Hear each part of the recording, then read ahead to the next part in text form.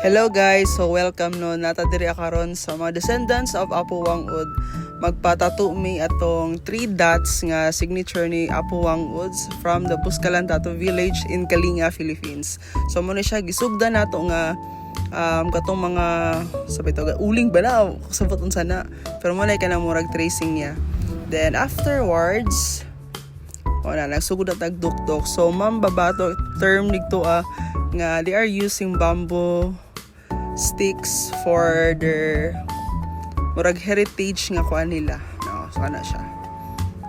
At first sakit gid kay siya, pero mga tadtaod mawala naman, manam na siya. Then same ga paminibian, no? Couple goals. So ana siya, start na diha. Then to ang tanong na nga nakaron piyo sakit lami kay na siya nga kuan diha. Okay. So mo na siya, mo ni ang close up na ito nga video kambian. Then sa ko so sila duha descendants ni Apo Wang-od dito So smile lang ta diha muragoy sakit. And this is the slow mo. So grabe gid siya kadikit no sa atong skin. Na siya closer look gyapon pikas.